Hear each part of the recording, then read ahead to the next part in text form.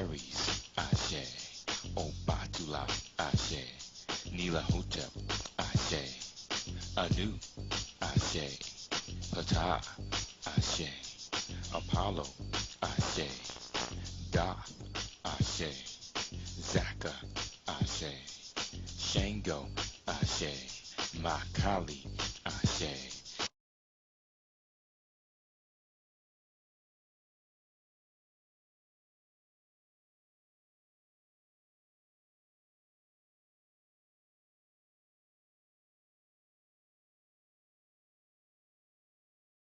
All right. We back. This is day 2. We're happy to be here at a Moorish Science Temple. We want to make note of that. To be at a Moorish Science Temple in Chicago, which we know is got a legacy of the Moors. I think Chicago and Ohio. There's a lot of Moors as far as a big influx over in Cleveland and different places like that. But I think this is the Moorish land right here when you're talking about Chicago. So it's great to be here in this traditional Moorish Science Temple. And yesterday we got into a lot of good discussion on revising a certain amount of history and stuff. Revising a certain amount of history. And so that's a good thing. Let's see what else. But today is the 17th of February. So that whole Black History Month thing, we can, whatever the deal is, we can also put ourselves within the middle of that. But what we're going to do is we're going to start off kind of informal and just start off informal. And I might add, I went what I have to do is I got a lot of clothes, but what I have to do is I have to buy a whole lot of shirts, because on camera I have to change up with different shirts and stuff like that and all. So I had a brand new brown shirt, but I had it on yesterday and it was itching so bad. I had to, when you buy a new shirt and all and it started itching, you need to wash it. I had to go home and change it, and I had like 2 black shirts. So I put it on today, and I said what I was going to do is I'm going to take it and put it in the sink in the hotel room and try to wash that, whatever that sticky stuff, and try to wash it out, to get that dye or whatever that stuff out and stuff like that. And I woke up this morning and I must have fell asleep and didn't do it. And all right, and I looked and I said, well, let me see, I got some. So I had 2 black shirts and the brown shirt, but a brown shirt, so I have to reiterate, I had to put on the new black shirt because I sweated up the other one last night. I don't want people to know that for a camera effect, I ain't wearing the same clothes and all like that. Cause I had like 2 black shirts, I had a blue shirt the other night, and then I had the brown shirt. And I said I was going to wear the brown shirt. When I got up here yesterday, I was like, wait a minute, I got to take this thing off. So I had to drive me back to the hotel room. I said I was going to go in, and I was going to wring that out because I didn't want to put on the second black shirt because it looked like I'm wearing the same thing. But when I got up this morning, I realized I didn't wash it out, so I had to wear the other black shirt. We can talk about those types of things because that's one thing about my personality. It's kind of informal. It's just interesting like that. I'm just trying to pinpoint it so it don't confuse people that this is not also that they don't think this is the actual same day of the lecture. You see, yesterday. But what we want to do is we want to open up the floor to some question and answer. I know some people who was here yesterday. They had a couple of questions. Then I'll stand up and we're going to pull libation and we'll work our way into it. But we want to open the floor up for some question and answers. One thing that is happening here, I want to also say is there's ways to communicate with the spirit world, and a lot of times Western civilization, they frown upon the spirit world as to say, they don't want to put a lot of validity in it. So if you notice on TVs, they always talk down against psychics and astrologers and stuff like that. And even if they do have something on psychic investigation on the History Channel and all, they always have a person that will come in, and this is the way they do things on the media. Whatever they have that's spiritual, that's not religious. Now, religious is a different thing. That's keeping you in bondage. But when you talk about spiritual thing, they will always have some type of skeptic will come in on the same show. And they do that for a reason. That's to still keep, they want to keep a certain amount of people that's already enlightened, but on the other hand, to give them some nourishment, but they want to also keep a certain amount of the population down. So, but one thing they do have on the History Channel is that they have some show where they will come in and they will try to contact the ghost of a movie star, which is not hard to do. Show you the difference of a movie star other people will pass on. It's not hard to contact the ghost of a movie star for the simple fact they have such huge egos. So whenever they die, they have a problem moving on to the next realm. You see what I'm saying? Moving on to the next realm because they were such, their egos were such a huge factor of identifying themselves in this life. So whenever they lose the physical body, they have a real hard time. So they got a whole club in Los Angeles that during the daytime it's a regular club, a regular restaurant or whatever. But at night when they shut down, they have a whole nother crew of people in the spirit world that come and meet at that club. Ghost of Errol Flynn, ghost of John Wayne, different people you see on that particular level. I say that to say that no one never really dies and you can get in contact with who you want to get in contact with. And recently, last year, Bruce Lee was coming through real hard to one of the brothers that I'm in contact with. He lives up in New York, and Bruce Lee said, well, what he wanted to do, he said, I want to be recognized as a god. So apparently what it is it's just like anything else, like you have the tree of life or whatever. You start at a certain level.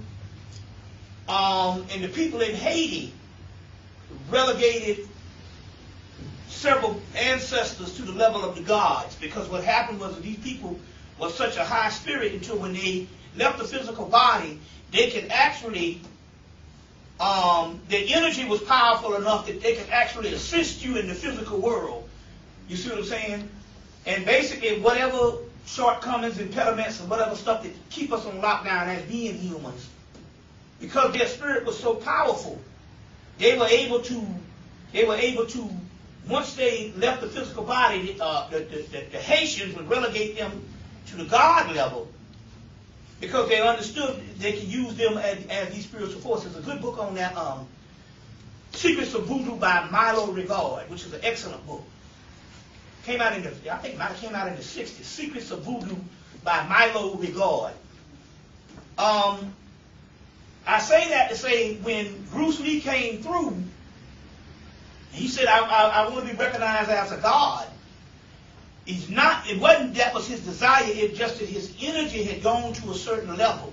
Now, and I can understand how when he came through, I can understand his life, that would coincide with what he was wishing or what he was basically trying to do. And I'll tell you why he came through.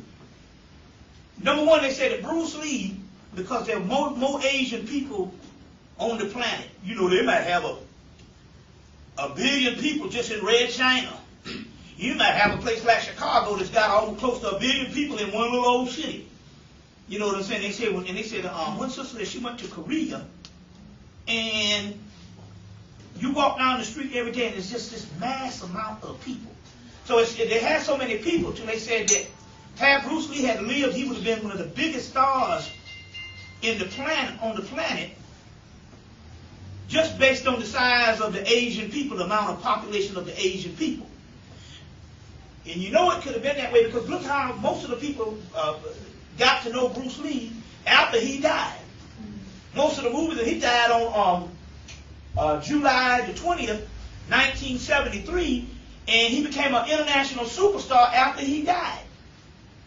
So what he was trying to say was, based on that particular energy, and because of his discipline, and I talked about yesterday on what he was doing was like a mystery system, like he hurt his back, And he had to lay on his back for a year, and as a result, he got into Krishnamurti. He got into Krishnamurti. And Krishnamurti is the guy who the Theosophical Society wanted to make them a messiah. Theosophical Society was started by Blavatsky out of New York, and wanted to make them a society. They wanted to make them a messiah. So they went to India, got this guy, educated him, they put him through Oxford, but he was already in some type of mystical order over there. And then after he got out of Oxford and was educated, he decided he didn't want to be the messiah.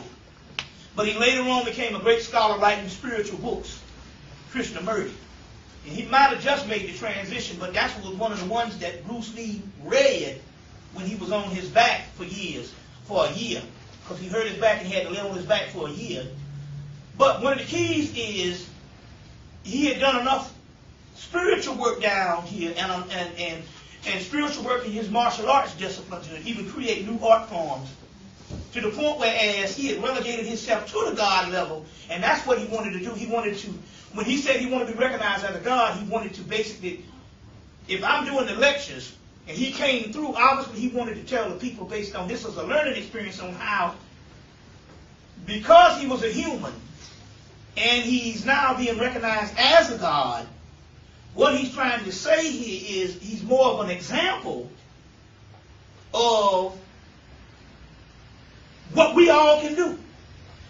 So recently they said that Jimi Hendrix is actually no different than Anubis now, or Tahuti. You see, it might have taken about 30-something years, but he's on that particular level. You see, that's interesting here, because so I want to say these things because that's the goal of the media, is always want to say that basically that this physical world is all we have. And once you leave, they put in your head that you can't really contact nobody. And the reason why I'm saying why this is important now, because we just did a thing on the celebration of the ancestors the other night, and basically what I'm trying to say here is you have ancestors that you know, that after so many years they have gotten to a certain level, you can use their energy to raise yourself up, or use your energy just to help you in everyday life.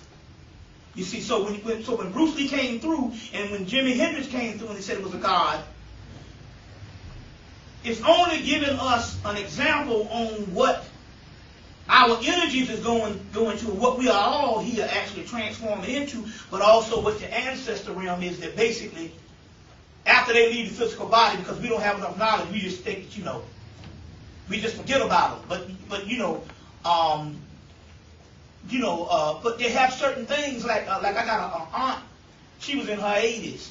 Now an 80-year-old woman got a stink smell or whatever. My mother said, every year at a certain time of her birthday, she could smell my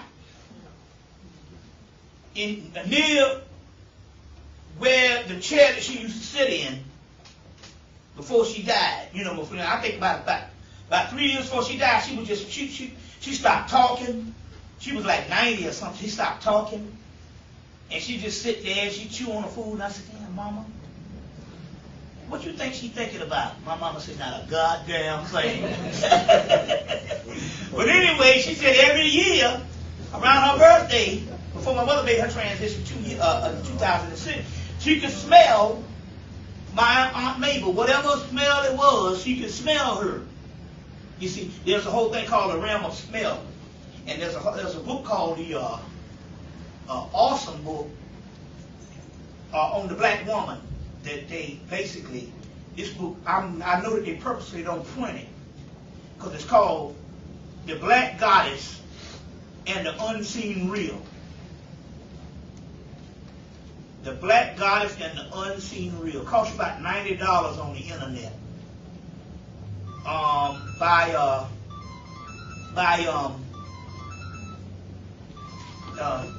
y'all cut your phones off because they get on the actual tape. It's called The Black Goddess and the Unseen Real by Peter Redgrove. Peter Redgrave or Redgrove. I think it's Peter Redgrove. And they talk about these multiple dimensions of the essence, and I think the essence of just the black woman, or even just the black race, because the black woman is just a prototype of that.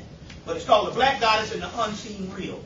And they talk about the realm of smell, the realm of this, the realm of moisture, the realm of different things like that. So, and so it's just talking about these multiple dimensions that actually has something to do with the ultimate archetype of that is the actual black woman. But I say that to say when, and I talked about this the other night, but I want to put it on tape. I got up 2 weeks ago and I started listening to Marvin Gaye's record, Hear My Dear. Marvin Gaye did a record. He was divorcing his first wife. There was based on some money and stuff with Motown. He decided for the settlement, of the divorce settlement, he would do this album called Hear My Dear. And the proceeds from that was supposed to go to pay off some of the divorce, whatever thing. But the album was a flop. It was the only album that they had him produce 2 albums. He produced Trouble Man, which was the soundtrack from Trouble Man. But the great album is the one with Let's Get It On, and the last and one of his best albums is I Want You, was produced by Leon Ware. Now Leon Ware produced I Want You, which was a genius, to the point whereas when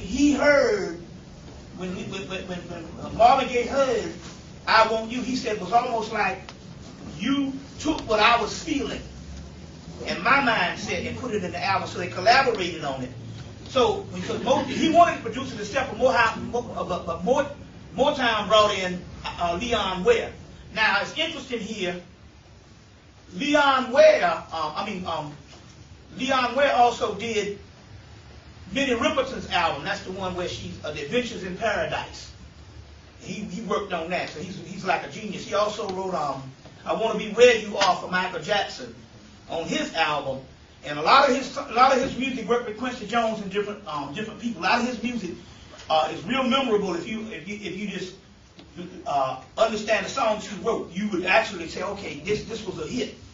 Anyway, Marvin Gaye got to produce Hear My Dear. So this is like one of his first productions outside of different people producing for him. And it was a flop. But it was an album that was made for another time. As a matter of fact, he has another album he produced in 1981, was the last Motown album, called In Our Own Lifetime. And it's an album where he's sitting on the one side as God and the other side of a chessboard as the devil. And it's got spaceships and stuff on the back of it, blowing up America or whatever, And obviously the government was looking at these types of things. But on the Hear My Dear album, he wrote a song called Funky Space Incarnation. Funky Space Reincarnation. And on this song, he's talking about he met this woman for the first time, and he said, I know I never met you before, but it seemed like I have known you for 1,000 years. And so in the album, he starts talking about he has this smoke. He says it's not classified as dope, but it's because it's from Venus.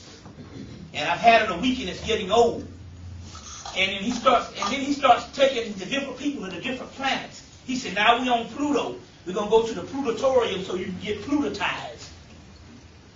Now Pluto they had this discrepancy the last couple of years where they're not even recognizing it as a planet.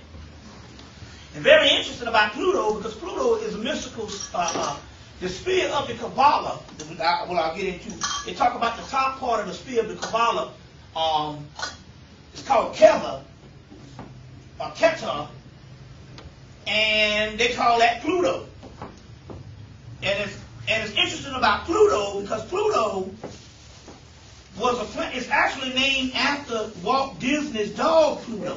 Because what happened was the guy who founded the planet or something like that recognized the planet, they needed to name it. And his daughter was crazy about Pluto. the Walt Disney dog Pluto, so they named it after the Walt Disney dog. Which, here goes again now, but it's spiritual because we also have the dog star Sirius, which is, and you have the dog Anubis, that's also representative of the star Sirius. You also have a dog called Cerberus in Greek. It's a three-headed dog that guards the underworld. That's the Greek form of Anubis. Now, remember now that when you can't throw this Greek stuff away because those are the Phoenicians. So the mythology of the Greek mythology is Phoenician mythology, which is pre-dynastic Egyptians, called the Phone. There's Typhonian Egypt, and you have Phone, Phoenicia. Those are the pre-dynastic Egyptians. So, those dogs, the dog in Greece and the one in Egypt is called a Hound of Hell. Now, going back to this mystical song that Marvin Gaye wrote, I started listening to about 2 weeks ago, and I told one of the guys collaborate with in New York named Panic, and all of a sudden, Panic is real good. For some reason, the stars, or some reason, people get in touch with him. Even ancestors and all, they'll come through him. And so he came through and was like, that's it, that's the song. And I was like, well, man, I've heard from you a couple of times before, and this song was never that relevant. And then I realized what he was trying to say. He wrote the album, he made the album in 1978. This is 2008. It was almost like he wrote the album, or he made the album as a time capsule to be relevant now. You see, to be relevant now. So, in so many words, what he was also trying to say, now I'm a God. And because see, there's certain things he'll do, like, take for instance, back in 2006, we got in touch with him, and he said, well, that's a nice looking young man. Remember they had the poster, the Hennessy poster of him around town, Marvin Gaye, the billboard. He said, that's a nice looking young man there, but I'm so far advanced from what that is that I'm a whole nother person. So what's happening here is when we might get in touch with them, and we're thinking in concepts of earth concepts. They go and they're constantly evolving. So it was even like Martin Luther King, when Coretta Scott King died, he came through and said, I said, yeah, he said, he gave me this long name. He said, I'm such a mystical being now. But he still talked as Martin Luther King in relevant of what we know him as, but he was, they constantly reiterate that they're not the people that we think that they were, think they are. They're not the people that they were and who we think they are. They are much more advanced beings. You see what I'm saying? So I'm quite sure, but it's interesting here because this leads to the whole James Brown thing. So you can get in touch with the spirit world, and certain things they will say. There's certain things that they will say that will be something that will be relevant with something later. Like take for instance, the first day when Coretta Scott King died,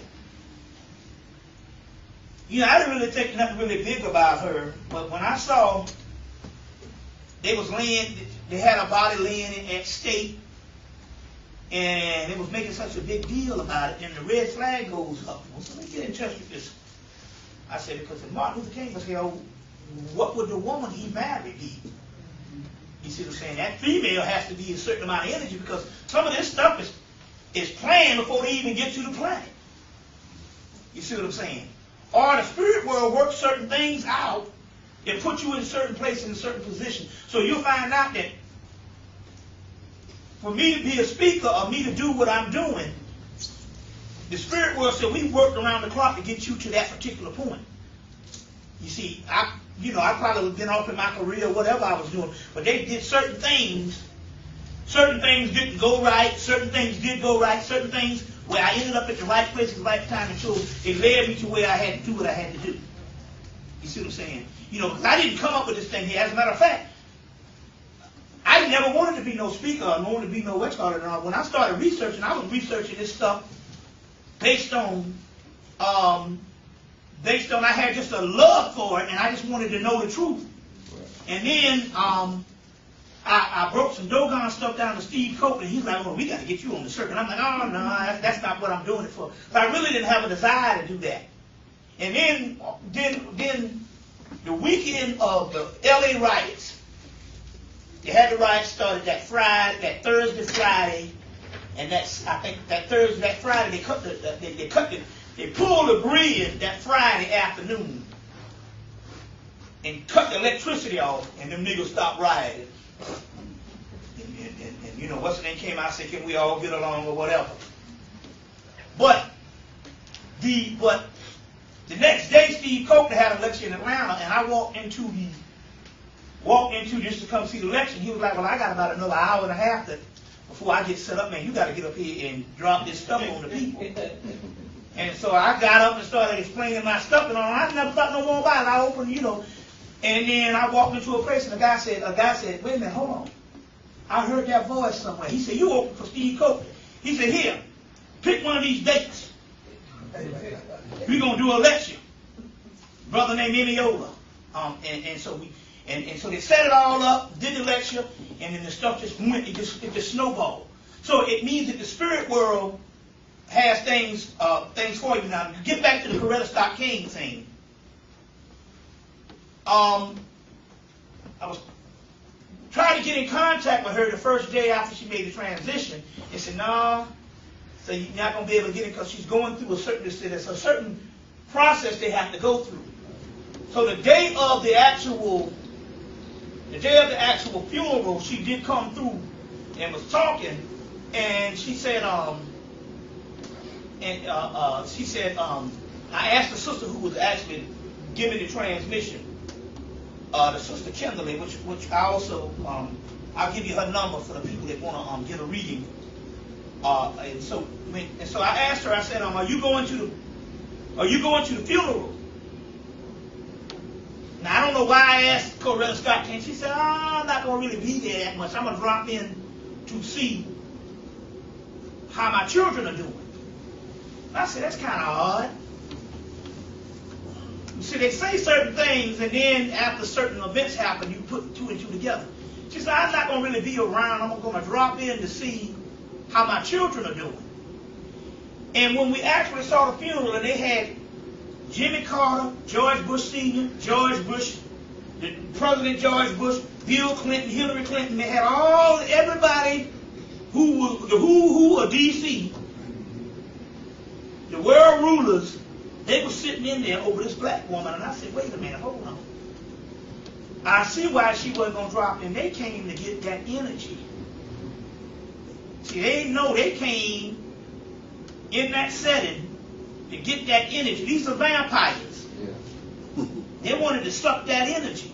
So when she said, "I'm just going to drop in a while so I can see my children," I said, "Oh, I see what it is. The vampires has come out." You see what I'm saying? I said, "Okay." I said, "These people here, they're coming to get there. These are occultists." You see what I'm saying? That's why I say this Hillary stuff, these are some dangerous people. You know what I'm saying? So I said, okay, I see how this whole thing goes. Which leads to James Brown. Now, here's a man that changed music. The beat, the dance beat that's around the world. Whether it's rap, house, or any type of disco or anything, it all happened based on what they call it, what kind of beat they call that thing? The 1-2 beat or something, whatever it is, it was a beat that he invented. You see what I'm saying? That the entire dance world ended up dancing from, because before that, it was the dance music was damn near a big band, or some damn near coming out of some doo-wop. You see what I'm saying? It wasn't the stuff that can allow you to experiment on the dance level that would even lead to funk or whatever, rap or whatever. You see what I'm saying?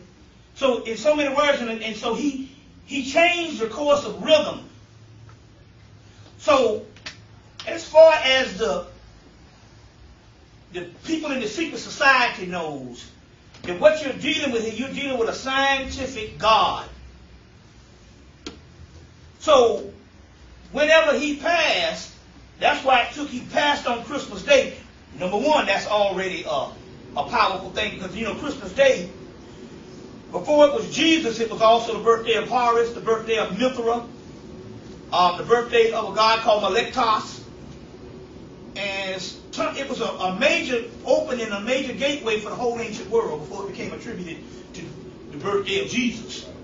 Christians just took that day that they knew was a very powerful day and a vortex. So, ultimately, it was the birthday of Horus, the Heru.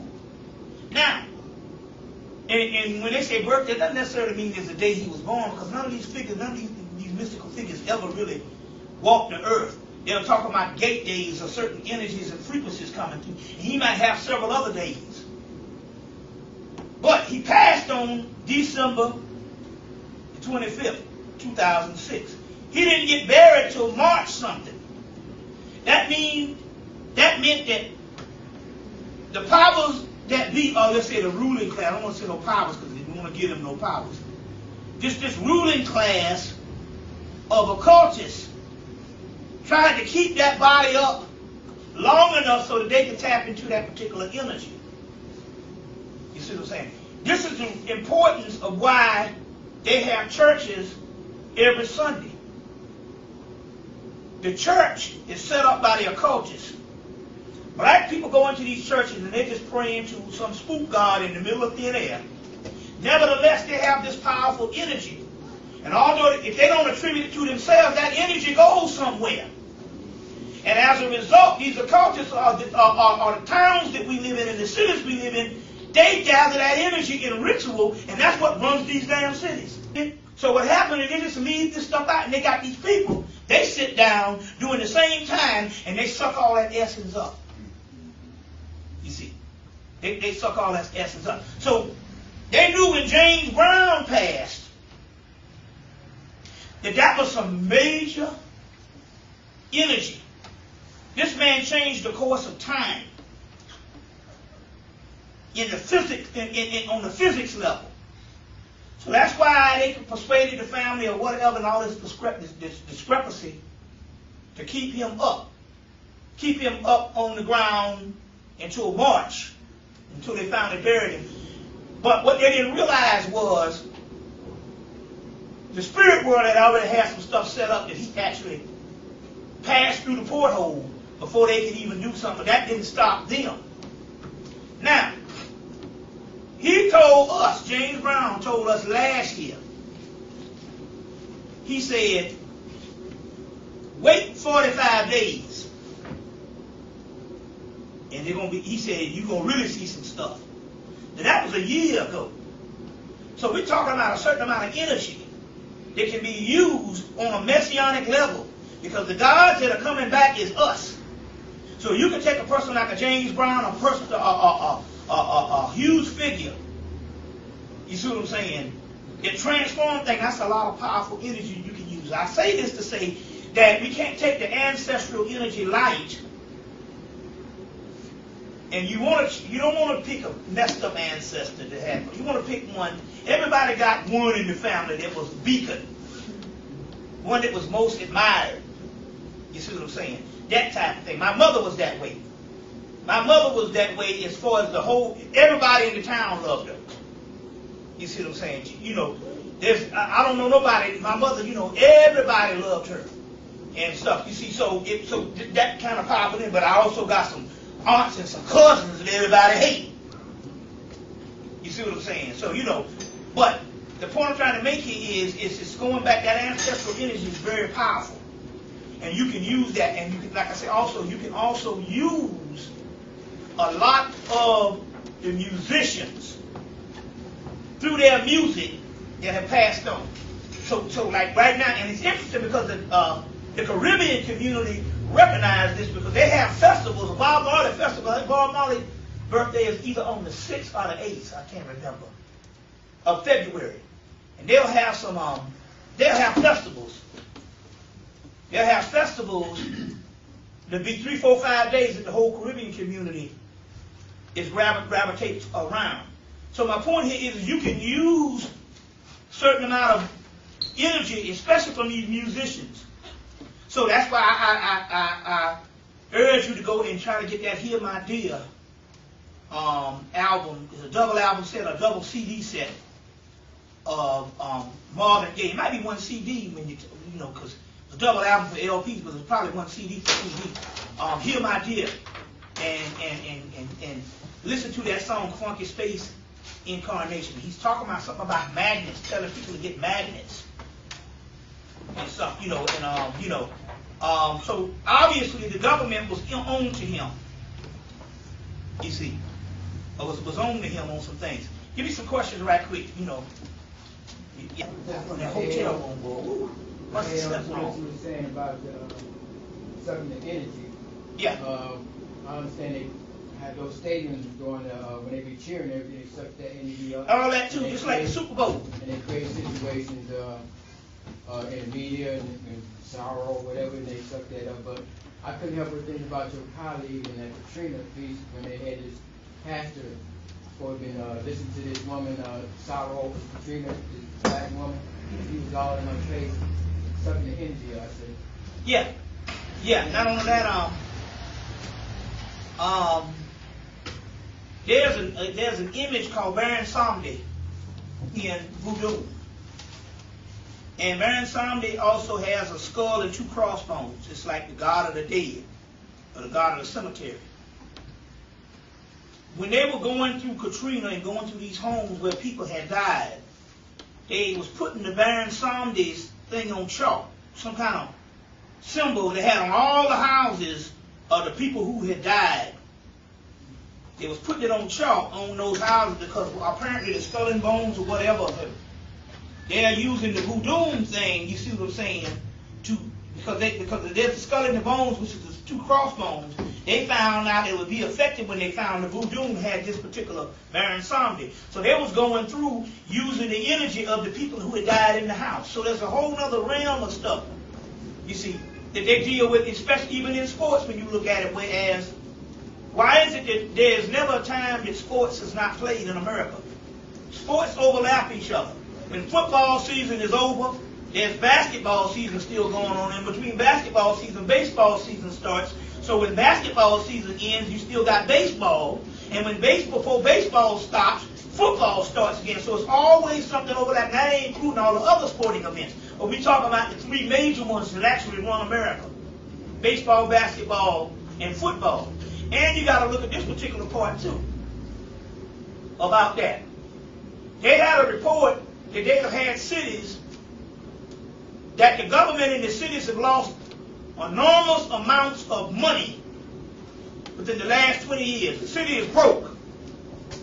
And yet all of these broke major cities that economically they lost all this money from, they built new sporting stadiums. You see what I'm saying? So it means that the sporting events in these particular stadiums and stuff is actually running the cities. And as a result, they put the heroes, the heroes. That's why they make sure that the major sports is baseball, basketball, and football, which has a certain amount of black men. You see what I'm saying? Which is so your sports figure would be equivalent to the messianic energy that what they would talk about in these particular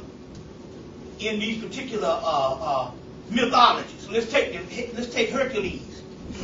Well, let me spit to the ancestors right quick since we do something. Let me get him something. We do a little libation and stuff. Yeah. Spit to him. You know it's a good one when I'm talking and I ain't gave up the juice yet.